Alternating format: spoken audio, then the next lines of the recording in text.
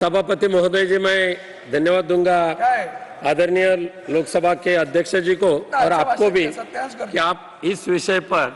मुझे मेरे विचार व्यक्त करने के लिए मौका दिया है। खास करके जम्मू कश्मीर के बारे में जब जब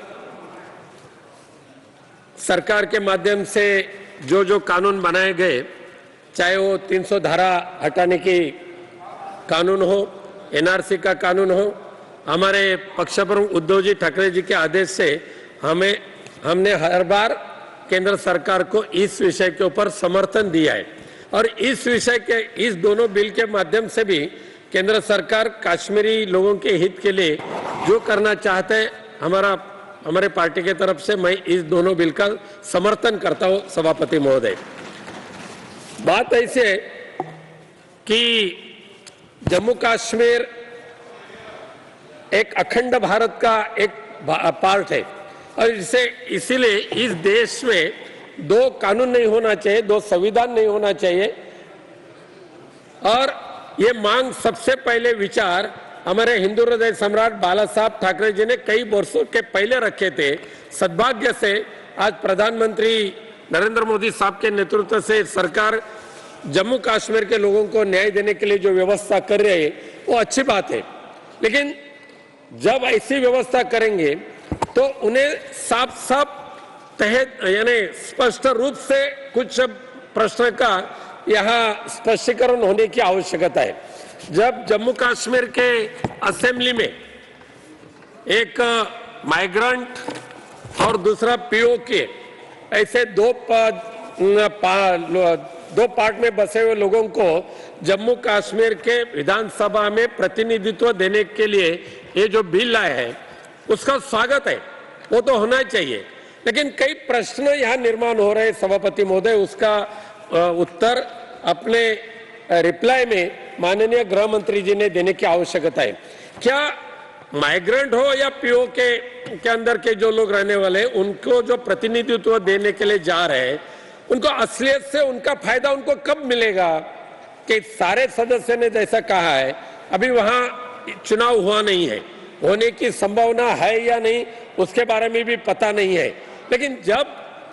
सही तरीके से अगर वहां के लोगों को प्रतिनिधित्व करने का मौका मिल रहा है तो जल्द से जल्द जम्मू कश्मीर में चुनाव, विधानसभा का चुनाव करने की भी घोषणा आज के रिप्लाई में माननीय गृह मंत्री जी करेंगे, ऐसा मैं भरोसा विश्वास रखता हूं। खास करके मेरा विश्वास ऐसा है, जैसे कि कहा कि 41,844 इतने फैमिलीज वहां से माइग्रेंट हो चुके हैं और कई जो बार युद्ध हुआ, चाहे 65 का हो, 71 का हो, ऐसे युद्ध के काल में 41,844 इतने फैमिली जब माइग्रेंट हुए तभी उन्होंने अपनी सारी संपत्ति, अपनी सारी जायदाद जो थी वहां के वहां छोड़कर वो लोग दूसरी जगह पे जान बचाने के लिए गए। जहां जगह मिला वहां वो रहे, अब आज रह रहे। चाहे मुंबई में भी कई बस्ती वहां ऐसी तैयार हो चुके। प्रश्न ऐसा है सभापति महोदय कि 41,000 करीबन 42,000 फैमिलीज की ये जो संपत्ति थी, उनकी जो प्रॉपर्टी थी, जो सारे के सारे छोड़ दिए थे, ऐसी प्रॉपर्टी का भी खोज करके, ऐसी प्रॉपर्टी का संशोधन करके वही लोगों को फिर एक बार वहां बसाने की आवश्यकता है। सभापति महोदय, जैसे कि कश्मीरी पंडितों का पुनर्वसन फिर एक बार कश्मीर में और जम्मू में करेंगे, ऐसा ऐलान आदरणीय पंतप्रधान महोदय नरेंद्र मोदी साहब ने किया था, लेकिन मेरे जानकारी के लिए या पूरे देश के जानकारी, देशवासियों के जानकारी के लिए भी यह स्पष्ट करने की आवश्यकता है कि कश्मीरी पंडित हो, कश्मीरी माइग्रेंट हो या जो भी लोग वहां से डर से भागे हो, उनको फिर एक बार वहां यानी जम्मू कश्मीर में अपने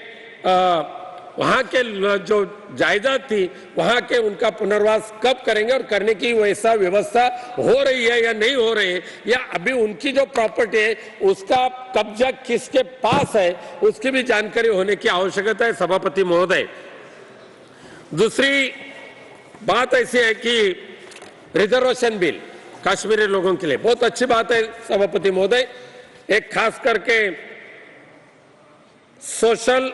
एंड एजुकेशनली बैकवर्ड क्लासेस के लिए जो रिजर्वेशन देने का जो ऐलान इस बिल के माध्यम से हो रहा है, एक अभिनंदनीय है, मैं अभिनंदन करता हूं। वैसे ही मेरी दूसरी मांग ऐसी रहेगी कि आज इस देश में कई समाज ऐसे हैं कि वो आज भी उनको आरक्षण के लिए तड़प रहे हैं, खास करके हमारे महाराष्ट्र में सभापति महोदय, आप भी अच्छी तरह से जानते हैं, मराठा समाज लाखों की करोड़ों की संख्या में है, धनगर समाज लाखों की संख्या में है, और कोई ऐसे समाज है मैंने जिसे महादेव कोली समझते हैं, यानी फिशरमैन में भी एक कम्युनिटी है महादेव कोली। ऐसे कई गठ है कि उनको आज भी आरक्षण नहीं मिल रहा है, और आरक्षण के लिए पिछले कम से कम 25 साल से वहां के मराठा समाज हो, धनगर समाज हो, कोली महादेव कोली समाज हो, आरक्षण के लिए लोकशाही मार्ग के रास्ते से आंदोलन करते आ रहे हैं। सभापति महोदय, मराठा समाज का आंदोलन कम से कम 1980 तक अभी तक चालू है। लाखों की संख्या से लोग ऐसे प्रदर्शन करते हैं कि उनके प्रदर्शन की एक लोकशाही के मार्ग से जो प्रदर्शन करते हैं, आज तक उनके शांति से जो प्रदर्शन हो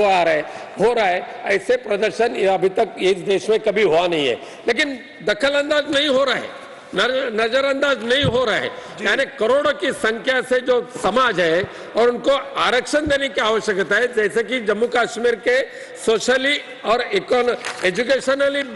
जो कैटेगरी तैयार करके उनको स्पेशल एक स्टेटस दिया, वैसे ही मराठा समाज का, धनगर समाज का और महादेव कोली लोगों के मांग है कि हमें भी जो हमारा हक है वो हमें मिलना चाहिए। दुर्भाग्य से क्या हुआ सभापति महोदय कि राज्य सरकार ने कई बार प्रयास किया, लेकिन उनके बस की बात है ऐसा मुझे लगता नहीं। मेरी विनती है इस देश के गृह मंत्री जी से, अमित शाह साहब से, कि मराठा समाज, महाराष्ट्र के मराठा समाज, धनगर समाज, महादेव कोली समाज या देश के कई अन्य बाकी के जो समाज है, उनको एक बार न्याय देने के लिए आप सदृदय से आगे आइए और उनको न्याय देने के लिए आरक्षण की व्यवस्था करने के लिए संसद में ही वैसा बिल पारित करने की आवश्यकता है, ताकि वहां के लोगों को एक न्याय मिले और न्याय देने का काम आप करेंगे, ऐसा मुझे भरोसा है। सिर्फ एक मिनट और दीजिए। जम्मू कश्मीर के बारे में मैं और एक बोलना चाहता हूं कि मेरे अनुभव ऐसा है कि एक मिनट लास्ट का, कि जब हम अभी माननीय रेलवे मंत्री जी यहां बैठे, इसके लिए मैं उनको बताना चाहता हूं कि